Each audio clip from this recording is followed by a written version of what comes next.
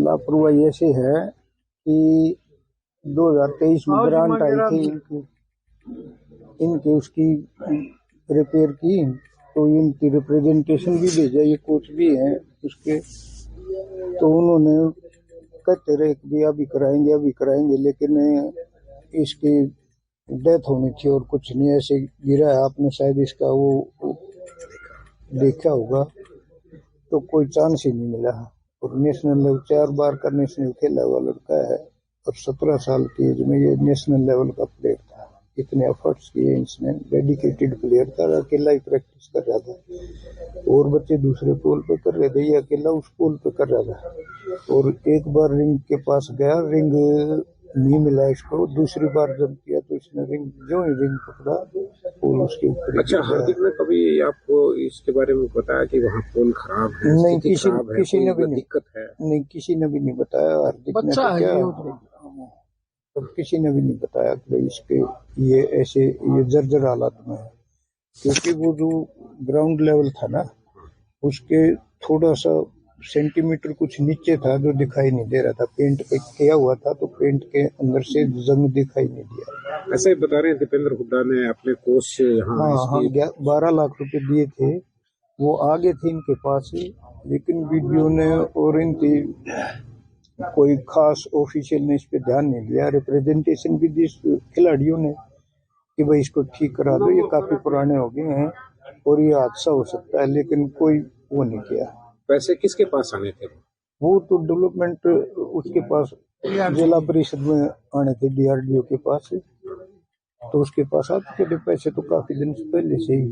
अच्छा, यहाँ कभी कोई गवर्नमेंट का अधिकारी, कोई कोच ना, ऐसे था यहाँ पहले नर्सरी दी गई थी बास्केटबॉल की और कबड्डी की, लेकिन वो नर्सरी इस साल से वो नर्सरी भी खत्म कर दी गई, क्योंकि हमारे जो गांव में है 50 प्लेयर ऐसे हैं, इनमें 14 तो नेशनल लेवल के प्लेयर रहे हैं और बाकी स्टेट लेवल का तो पता नहीं कितने प्लेयर थे।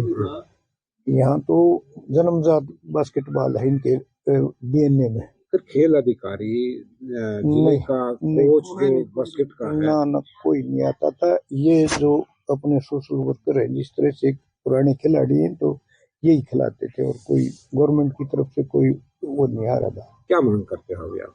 हम तो ये मांग करते हैं कि भाई नर्सरी भी होनी चाहिए, जो इतने प्लेयर देता है कि नेशन के लिए, तो कम से कम एक नर्सरी तोड़ने की बजाय यहाँ तो और अपग्रेड करनी चाहिए थी कोई नर्सरी, और सीनियर के लिए पहले नर्सरी दे रखी थी, वहाँ कोच लगा रखा था, उसको पेमेंट मिलती थी गवर्नमेंट की तरफ से, लेकिन इस साल से तो वो भी खत्म कर दी। वो कहते हैं कोरम पूरा नहीं था। कोरम यहाँ भी पूरा नहीं है तो कहीं नहीं होगा, यहाँ भी कोरम पूरा नहीं है, इतने खिलाड़ी दिए हैं।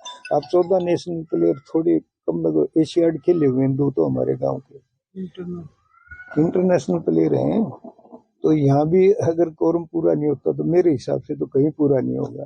तो कुल मिलाकर कौन जिम्मेवार है इस हादसे का? देखो, ये तो आप भी अंदाजा लगाओ कौन होगा। एडमिनिस्ट्रेशन जब कोई ध्यान ही नहीं दे रहा तो एडमिनिस्ट्रेशन ही जिम्मेवार है, और तो कौन होगा। या तो गांव में चंदा इकट्ठा करता है, ये यहाँ स्पोर्ट्स यूथ वो बना रखी है, वो चंदा लोगों से इकट्ठा करते हैं और तब ये चला रहे हैं। क्या मांग करते हो? हम तो ये मांग करते हैं कि भाई इतने प्लेयर जो प्रोड्यूस करता है गाँव, वहाँ तो बहुत ज्यादा किसी पे कार्रवाई की मांग करते हो? कार्रवाई तो अब देखो किस पे कहो है, हम तो कह नहीं सकते, लेकिन ये तो गवर्नमेंट को भी दिखाई देता है कि कार्रवाई होनी चाहिए कि नहीं होनी चाहिए। ये तो हमारे कहने से ना को करे, ना हमारे कहने से कोई कुछ होना है, तो ये तो गवर्नमेंट ने सोचना पड़ेगा कि भाई हम क्या करें, इसके वो रेमेडीज होंगी। ऐसे तो नहीं होगा कि भाई हम कह देर कर दें। तो ये तो आप देखो ना, सब आप पत्रकारों के सामने भी और सभी के सामने ये हादसा हुआ है, और किस तरह से हुआ है, इसकी रेमेडीज तो गवर्नमेंट ने निकालनी, हमने तो नहीं निकालनी। एडमिनिस्ट्रेशन का ही सारी जिम्मेवारी बनती है। अब हम तो एडमिनिस्ट्रेशन को ही कह सकते हैं, क्योंकि हम अपने लेवल से जब इतने एफर्ट्स कर रहे हैं, पैसे भी देते हैं, बच्चों को खिलाते भी सारी तरह के करते हैं, तो हम किसको क्या कहें।